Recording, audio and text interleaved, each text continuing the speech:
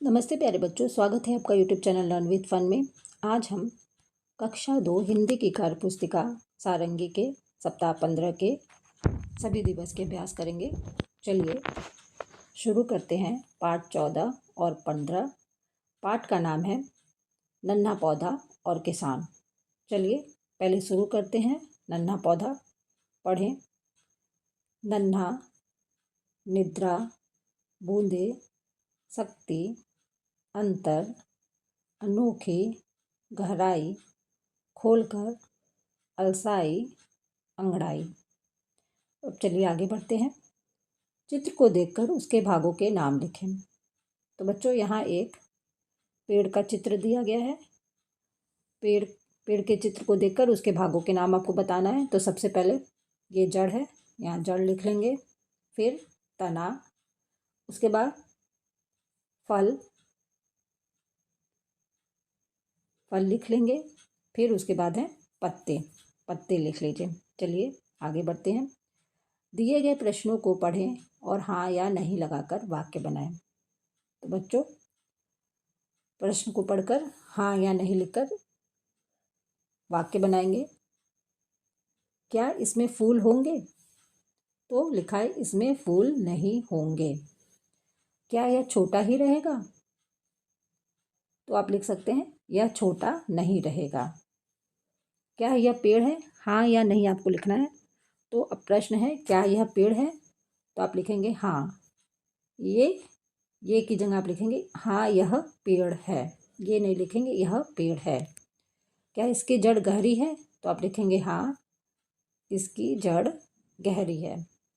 अब दिए गए शब्दों से 2-3 वाक्य बनाकर लिखें। तो बच्चों यहाँ कुछ शब्द दिए गए हैं, इनसे 2-3 वाक्य बनाना है आपको। शब्द हैं माली, पौधा, बगीचा, बीज, मिट्टी। तो चलिए वाक्य बनाते हैं। लिखेंगे बगीचे में माली ने मिट्टी में बीज बोया। कुछ दिनों पर बिंदी लगा देंगे। के बाद वह बीज एक छोटा पौधा बन गया। चलिए दिवस 2 पर चलते हैं। आओ इन पर बात करें। त्याग, संसार, अद्भुत, आलस्य। ठीक है, अब चलिए आगे बढ़ते हैं। बच्चे और बीज की बातचीत को पढ़ें और आगे बढ़ाएं।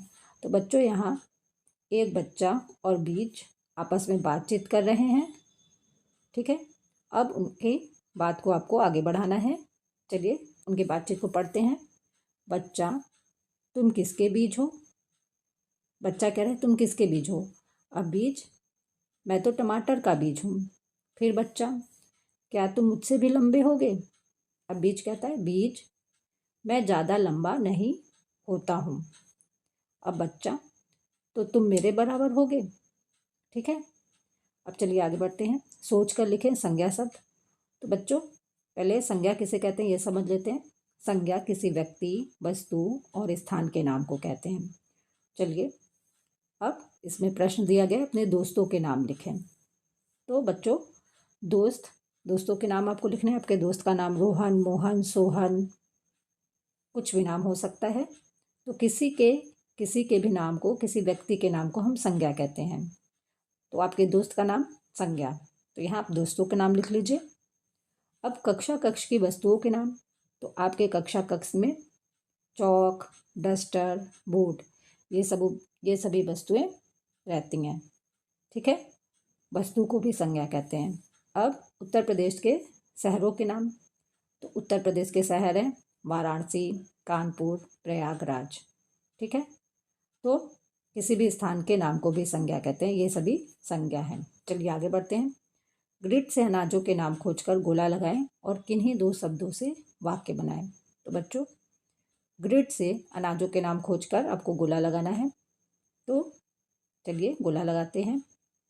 मकई, इन पर गोला पहले से लगा हुआ है, आप देखकर लगा लेंगे।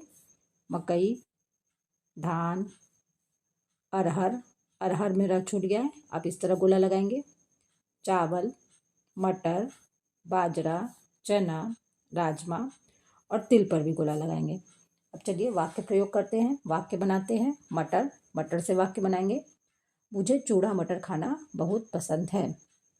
अब चावल से वाक्य बनाते हैं। उसने बाजार से चावल खरीदा। चलिए आगे बढ़ते हैं। दिवस 3, इसे भी पढ़ें। छम छम करती बारिश आई, गिले हुए खेत खलिहान, थोड़ी धूप खाकर सूरज की, हरे हो गए खेत खलिहान, गेहूं उगा और उगा जौ, उग गई मूली गाजर, भीनी खुशबू लिए धनिया उगा, उग गए आलू और टमाटर, चलो ले आए खेतों से हरी सब्जियां भर भर कर। अब नीचे दिए गए प्रश्नों के उत्तर लिखें। खेत खलिहान कैसे गीले हो गए? तो खेत खलिहान बारिश से गीले हो गए। खेत में क्या क्या उगा? तो बच्चों खेत में गेहूँ,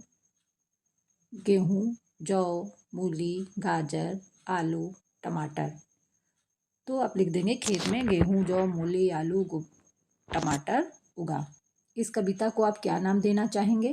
तो इस कविता को बारिश नाम देना चाहेंगे। अब अगर धूप न हो तो क्या होगा? तो बच्चों अगर धूप न हो तो पेड़ पौधे और इंसान मर जाएंगे। अब आगे बढ़ते हैं। सोच कर लिखें आप क्या करते हैं। तो जब बारिश होती है तो आप क्या करते हैं? तो कागज के नाव बनाकर पानी में तैराते हैं। और गुस्सा होते हैं तो रोते हैं और चिल्लाते हैं। ठीक है। और जब खुश होते हैं तो टीवी देखते हैं। ठीक है। टीवी देखते हैं या खेलते हैं। आप जो भी करते हो वो लिख लेंगे। टीवी देखते हैं, खेलते हैं। ठीक है। चलिए आगे बढ़ते हैं। आओ इन पर बात करें। भीनी, खुशबू, ठिठुरन, खलिहान। अब चलिए आगे बढ़ते हैं। पिछले दिवस के पाठ के आधार पर सही शब्द चुनकर वाक्य पूरा करें। तो बच्चों 2 शब्द दिए गए हैं, इनमें से सही शब्द चुनकर आपको वाक्य पूरा करना है। चलिए वाक्य पूरा करते हैं। उग गए डैश और टमाटर, तो आप यहाँ लिखेंगे आलू। उग गए आलू और टमाटर। अब दूसरा है हरी सब्जियाँ, आप लिखेंगे भर भर कर। ठीक है। अब तीसरा है करती बारिश आई, तो आप लिखेंगे छम छम करती बारिश आई। भीनी, चौथा नंबर है भीनी, भीनी खुशबू लिए धनिया उगा। खुशबू भर लेंगे। ठीक है। सोच कर लिखें इनसे क्या क्या बनता है। तो बच्चों गन्ना से गुड़, चीनी, सिरका। गन्ना से गुड़ बनता है, चीनी, सिरका। अब चावल से खीर, खिचड़ी और पुलाव बनाते हैं। और गेहूं से रोटी, डबल रोटी, पराठा, बिस्किट। चित्र देखकर उसके बारे में लिखें। तो बच्चों आपको चित्र देखकर, आपके सामने एक चित्र दिया गया है, चित्र को देखकर इसके बारे में लिखना है। चलिए लिखते हैं। इस चित्र में बच्चे ताजमहल देखने गए हैं, तो यहाँ त्र बना लेंगे चित्र। इस चित्र में बच्चे ताजमहल देखने गए हैं। बच्चे ताजमहल के आगे बैठकर फोटो खिंचवा रहे हैं। ठीक है। चलिए आगे बढ़ते हैं। दिवस 5 पर इसे भी पढ़ें। ननकू एक किसान था। वह बहुत मेहनत से फसल उगाता था। जानवर फसल को बर्बाद कर देते थे। ननकू बहुत परेशान हो गया। उसने पुराने मटके और खरपतवार से पुतला बनाया। पुतले को खेत में लगा दिया। पुतले को देखकर जानवरों ने खेत में आना छोड़ दिया। अब चलिए प्रश्नों के उत्तर करते हैं। प्रश्न पढ़ लेते हैं। नीचे दिए गए प्रश्नों के उत्तर लिखें। अब प्रश्न है बहुत मेहनत से फसल कौन लगाता था? तो बहुत मेहनत से ननकू फसल लगाता था। पुतला किस चीज़ से बनाया गया? पुतला पुराने मटके और खरपतवार से, आप लिखेंगे पुतला पुराने मटके और खरपतवार से बनाया गया।